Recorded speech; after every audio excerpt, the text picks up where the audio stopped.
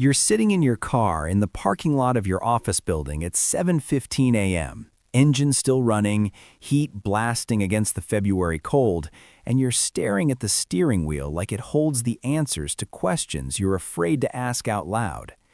Inside that building, behind the glass doors and the security desk and the elevator that always smells faintly of burnt coffee, is a job that pays you $68,000 a year. It's not terrible. It's not great. It's fine. The work is boring but not soul-crushing. Your boss is annoying but not abusive. Your coworkers are tolerable. You have benefits, paid time off, a 401k match. By all objective measures, you should feel lucky, grateful even. But here's what's actually running through your head as you watch your breath fog up the windshield. Is this it? Is this all there is? Because you've been doing the math, the mental math everyone does but nobody talks about. You've been thinking about that job posting you saw last night, the one that would be more interesting, more meaningful, more aligned with what you actually care about. But it pays $52,000, $16,000 less. And every financial expert, every listicle, every well-meaning advice column you've ever read has drilled the same message into your skull. More money equals more happiness. Up to a point, they say. That magic number, that threshold. You've heard it 1,000 times. Studies show that happiness increases with income up to about $75,000 a year, then it plateaus. So if you're making less than that, you should focus on earning more. Once you hit that number, more money won't make you happier. It's become gospel, financial common sense, the kind of thing people repeat at dinner parties with absolute confidence because studies show makes anything sound like undeniable truth. So you sit there in your car, doing the math. $68,000. You're close. Just $7,000 away from the magic happiness threshold. Maybe you should stay, push for that raise, hit the number, and then maybe then you'll finally feel okay. Maybe then the knot in your stomach every Sunday night will disappear. Maybe then you'll stop feeling like you're treading water in a life that looks good on paper but feels empty in practice. You turn off the car, you grab your bag, you walk inside, and you add another day to the pile of days you're trading for money that's supposed to make you happy, but somehow never quite does. But here's what you don't know yet. Here's what almost nobody knows, because the truth got buried under years of oversimplified headlines and misinterpreted data. That $75,000 happiness threshold, it's based on a study from 2010 that's been so thoroughly debunked, misunderstood, and contextualized by newer research that it's basically useless. And the actual findings, the actual data from 2023, 2024, and 2025 about what money does and doesn't do for your happiness, they paint a completely different picture, one that might change every financial decision you're about to make. You might think that the relationship between money and happiness is simple. More money, more happiness, up to a certain point where basic needs are met, and then it levels off. If you've ever heard someone say, money can't buy happiness, but it can buy security, and security is happiness up to about $75,000, you've encountered this idea. It's everywhere. It's in TED Talks, self-help books, financial planning guides, career advice columns. It shaped how millions of people think about salary negotiations, career changes, and what they're willing to sacrifice for a paycheck. And look, I get the appeal. It's clean, it's simple, it gives you a target. Just get to $75,000 and you'll be fine. After that, focus on other things instead. It takes the infinite, anxiety-inducing question of how much is enough and gives you a concrete answer. But here's the trap that almost nobody talks about, the hidden truth that the financial advice industry has been slow to acknowledge. The $75,000 happiness threshold was never what people think it was. And more importantly, the newest and most comprehensive research on money and happiness shows something far more nuanced, far more important, and far more actionable than a single magic number. Here's the perceived reality. Happiness increases with income up to about $75,000, then plateaus completely. So if you're below that, chase money. If you're above it, more money won't help your happiness, so focus on other things instead. Here's the hidden reality.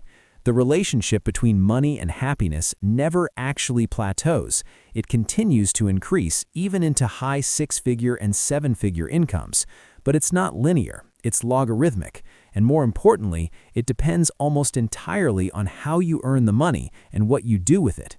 The original study measured one very specific type of happiness, day-to-day emotional well-being, not overall life satisfaction. And the newer data shows that the correlation between money and happiness is completely mediated by factors like autonomy, purpose, social connection, and stress levels, which means the same amount of money can make you miserable or fulfilled depending on the context in which you're earning and spending it. If you've ever felt like you make enough money but still feel unsatisfied, or if you've ever turned down a lower-paying job that excited you because you thought you needed to earn more to be happy, this is why. We've been optimizing for the wrong variable. We've been chasing a threshold that doesn't exist while ignoring the factors that actually determine whether money contributes or detracts from your well-being. And once you understand what the research actually shows, not the oversimplified headline version, but the real, nuanced findings, you can start making decisions that align with actual happiness, instead of chasing a number that was never the answer in the first place. Let's start with the original study, because you need to understand what it actually said versus what everyone thinks it said. The 2010 Princeton study, what it really found. In 2010, psychologist Daniel Kahneman, Nobel Prize winner who wrote Thinking Fast and Slow, and economist Angus Deaton published a study analyzing data from 450,000 Americans. They measured two different types of happiness: emotional well-being, how you feel day to day. Are you stressed, sad, joyful? This is the how is your day kind of happiness. Life evaluation, how you feel about your life overall. Are you satisfied with how things are going? This is the step back and assess kind of happiness. Here's what they found. Emotional well-being plateaued around $75,000 annual income in 2010 dollars, which is about $105,000 in 2026 dollars, by the way. Nobody ever mentions that. Meaning, beyond that threshold, people didn't report feeling significantly less stressed, sad, or worried on a day-to-day basis. But life evaluation, overall satisfaction with your life, continued to increase well beyond $75,000. People with higher incomes reported greater overall life satisfaction, even into six-figure and seven-figure ranges. They just didn't necessarily feel happier moment to moment. So the study never actually said money doesn't buy happiness after $75,000.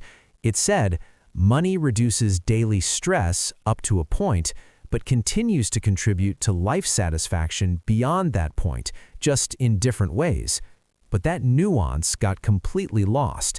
Headlines ran with, "Money doesn't buy happiness after $75,000, because it's catchier, simpler, and confirms what people want to believe, that rich people aren't actually happier, so we don't need to feel bad about not being rich." You might be thinking, okay, but even if the headline was oversimplified, isn't the basic idea still true, that there's diminishing returns on happiness from income? Fair question, and that's where the new research comes in and blows the whole thing wide open. The 2023 update, the happiness plateau, doesn't exist. In 2023, Matthew Killingsworth from the University of Pennsylvania published a massive follow-up study using real-time data from over 33,000 employed adults in the U.S.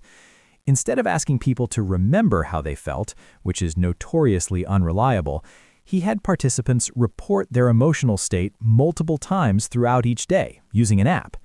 Here's what he found. There is no plateau.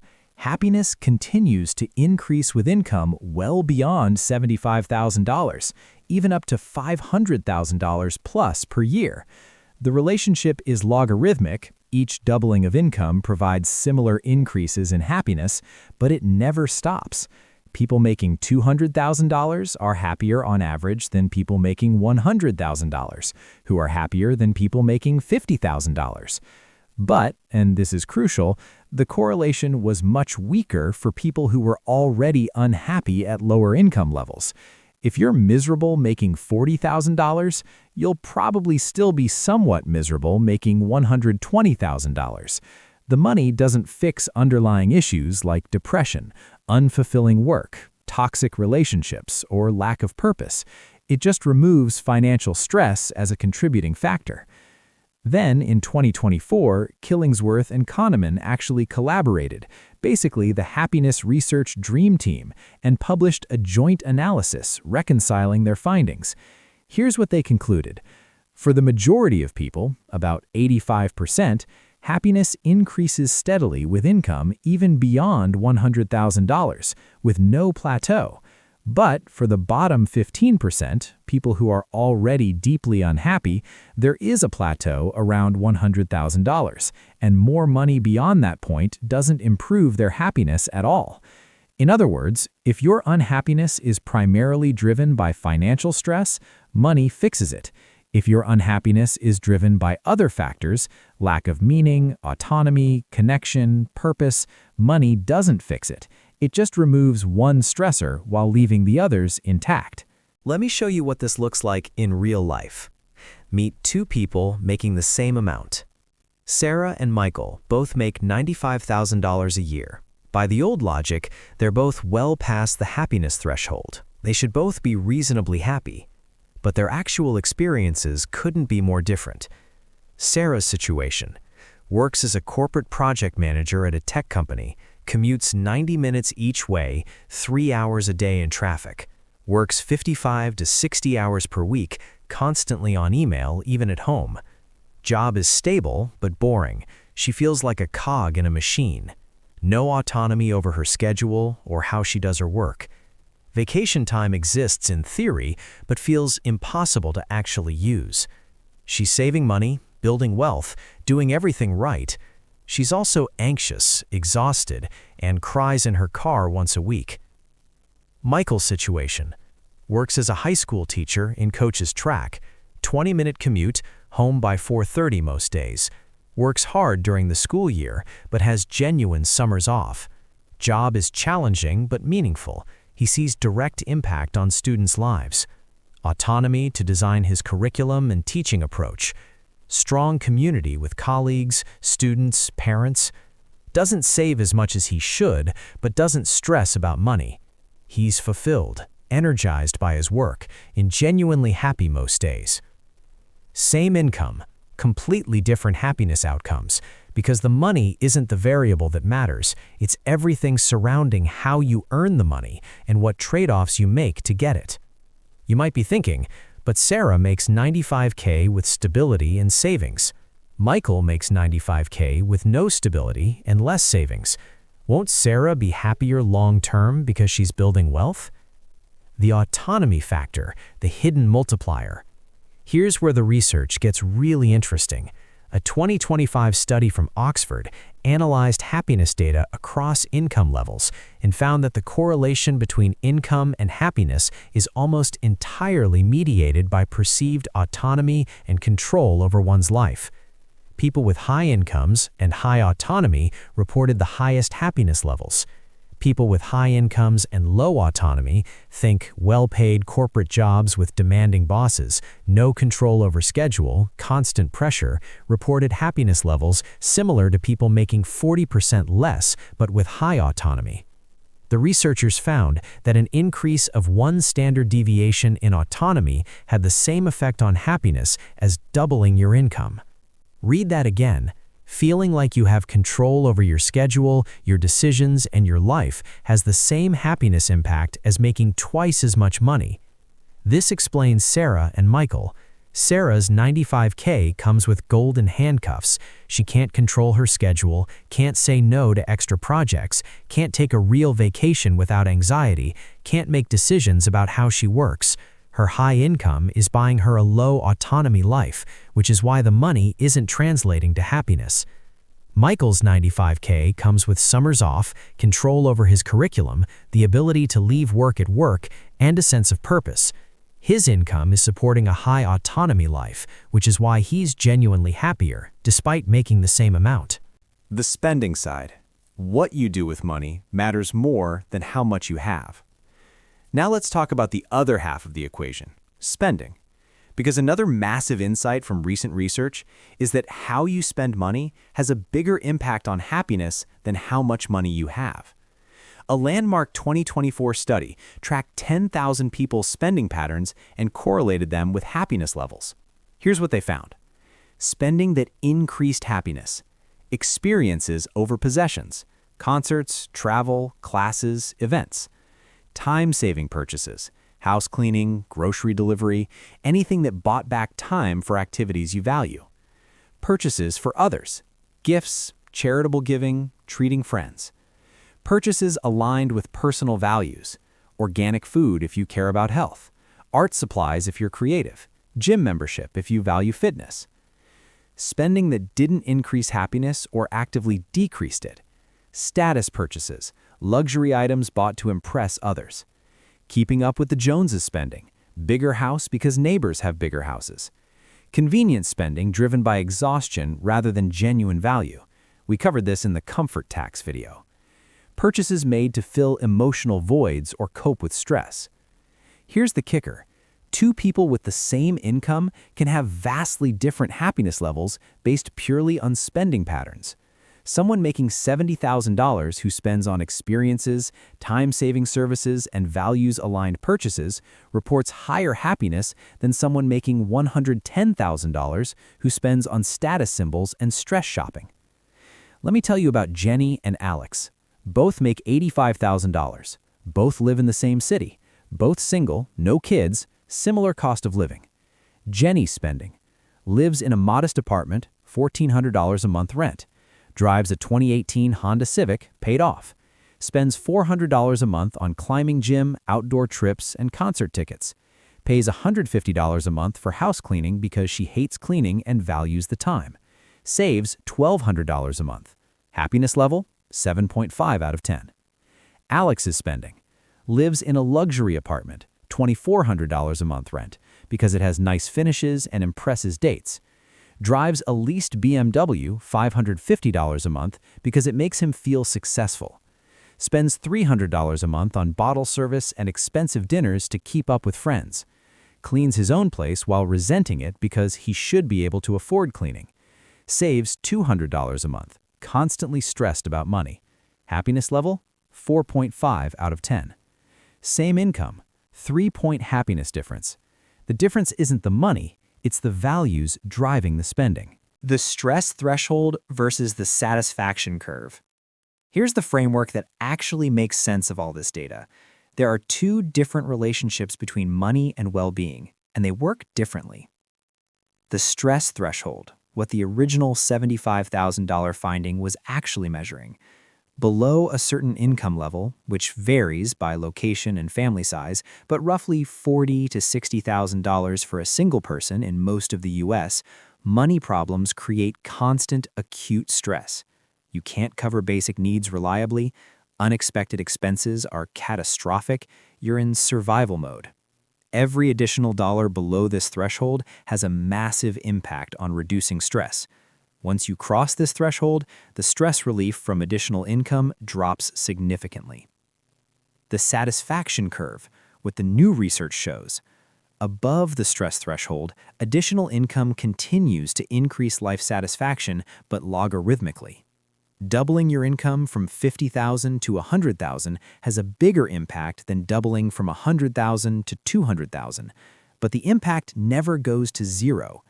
The key is that this satisfaction comes from what the money enables: autonomy, security, experiences, values-aligned living, not from the money itself. You might be thinking, so should I just chase the highest paying job possible since happiness never plateaus? The hidden cost, what you trade for income. Here's the part that completely changes the calculation. High income often comes with trade-offs that directly undermine the factors that actually create happiness. A 2025 analysis of 50,000 workers across income levels found that jobs paying above $150,000 had, on average, 20% longer working hours, 35% higher reported stress levels, 28% less vacation time actually used, 40% higher ratings of feeling always on due to work demands, and 25% lower ratings of work-life balance. In other words, the jobs that pay the most tend to strip away the exact things, autonomy, time, low stress, work-life balance, that actually produce happiness. This is why you see so many miserable investment bankers making $300,000, so many burned-out consultants making $200,000, so many executives making $500,000 who are divorced, estranged from their kids, and on their second heart medication. The money kept increasing, the happiness didn't, because they traded the happiness-producing factors for the income. The real formula. Here's what the research actually shows when you put it all together. Happiness equals income above stress threshold times autonomy times purpose/meaning times values-aligned spending divided by stress plus time demands. It's not about hitting a magic number, it's about optimizing the entire equation. So why did the $75,000 myth become so dominant? Why did we latch on to a simplified, outdated finding and build entire life strategies around it? Because humans desperately want simple answers to complex questions. We want to believe there's a finish line, a point where we can stop worrying about money and focus on other things. The $75,000 threshold gave us that. It said, get here and you're done with the money part of happiness.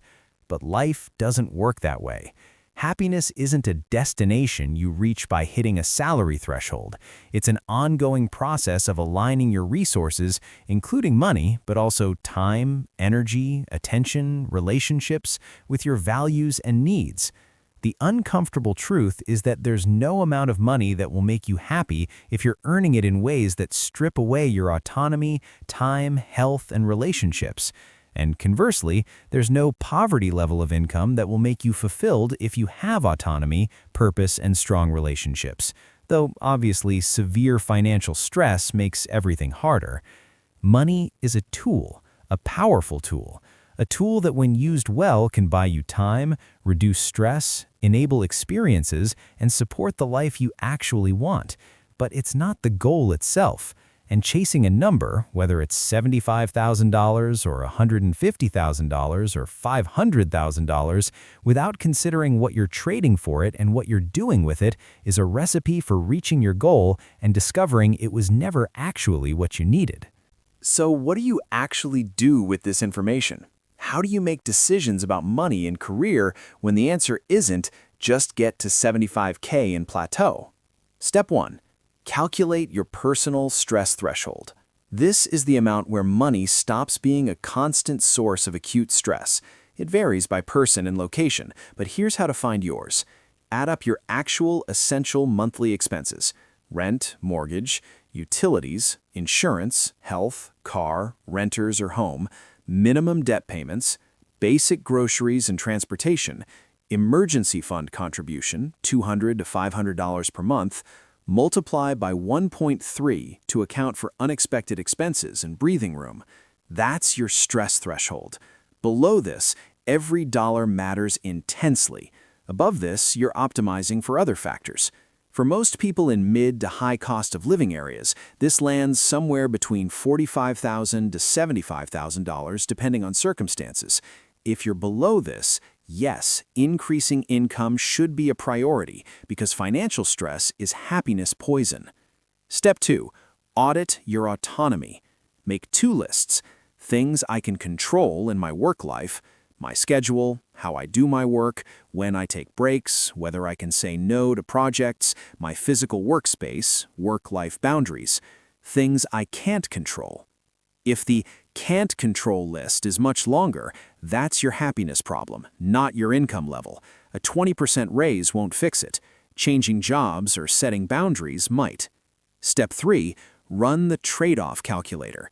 For any major financial decision, new job, career change, salary negotiation, calculate the full trade-off. Option A, current situation, income, X, hours, Y per week, commute, Z, autonomy, 1 to 10 rating, stress, 1 to 10 rating, purpose/meaning, 1 to 10 rating. Now, here's the key insight from the research. Each point of autonomy is worth approximately 15 to 20% of income in happiness terms. So if option B pays $10,000 less but gives you 3 more points of autonomy, 7 out of 10 instead of 4 out of 10, the happiness math says take option B. You're trading $10K for the happiness equivalent of a $25 to $30K raise. Step 4. Optimize your spending for happiness. Go through your last 3 months of spending. Categorize every discretionary purchase. Happiness generating. Did this actually make me happier? Do I remember it fondly? Would I buy it again? Neutral. It was fine. Neither happy nor unhappy. Regret. Wish I hadn't bought it. Didn't contribute to happiness. Cut everything in the regret category. Maintain or increase everything in the happiness generating category. This isn't about spending less, it's about spending better. The research is clear. $500 spent on a weekend trip with friends will produce more happiness than $500 spent on a designer handbag, even though they cost the same. Optimize for experience, time, and values alignment. Step 5. Reframe your financial goal. Stop chasing a number, start chasing a lifestyle. Instead of, I need to make $100,000, ask, what amount of money allows me to cover my needs, save adequately, and have autonomy over my time and decisions? What's the minimum income I need to support the life I actually want, not the life I think I should want?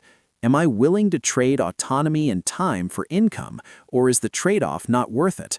For some people, the answer is $65,000 with high autonomy. For others, it's $150,000 with moderate autonomy. There's no universal right answer, but there is your right answer, and it's based on your values, not a headline from 2010. Look, here's the truth that nobody wants to hear. You can't optimize your way into happiness by hitting a salary target. The $75,000 threshold was always a myth, a convenient oversimplification of complex research. And even the updated research, which shows that happiness does continue to increase with income, comes with a massive caveat. It only increases if you're not destroying the other factors that produce happiness in the pursuit of that income. You can make $200,000 and be miserable. You can make $60,000 and be fulfilled. The difference isn't the number. It's whether the money is serving your life or whether your life is serving the money. So here's what I want you to do, and I want you to do it this week. Sit down with a piece of paper and answer 3 questions honestly. Question 1. If money were no object, if you had enough to cover all your needs and reasonable wants, how would you spend your time? What would you do for work, if anything? How would your days be structured? Question 2. How far is your current life from that vision? What are the specific gaps? Question 3. Is the gap primarily due to lack of money, or is it due to how you're currently earning and spending money? For most people, the answer to question 3 is uncomfortable, because it reveals that you're not actually that far from the life you want. You're just trapped in a cycle of earning money in ways that prevent you from living the life you want, and then spending that money on things that don't actually make you happier. The good news? You can change this, not overnight, not without trade-offs, but you can start making decisions based on what actually produces happiness instead of chasing a threshold that was never real in the first place. Maybe that means taking the lower-paying job with more autonomy. Maybe it means negotiating for remote work instead of a raise. Maybe it means cutting your expensive lifestyle so you can work less. Maybe it means being more intentional about spending on experiences instead of stuff. But it starts with letting go of the idea that there's a magic number that will fix everything. There isn't. There's just you, your values, your circumstances, and a series of choices about how to allocate your limited time, energy, and money in ways that actually align with the life you want to live. The research is clear. Money matters for happiness, but not in the way you think. Stop chasing the threshold. Start building the life. The number will take care of itself.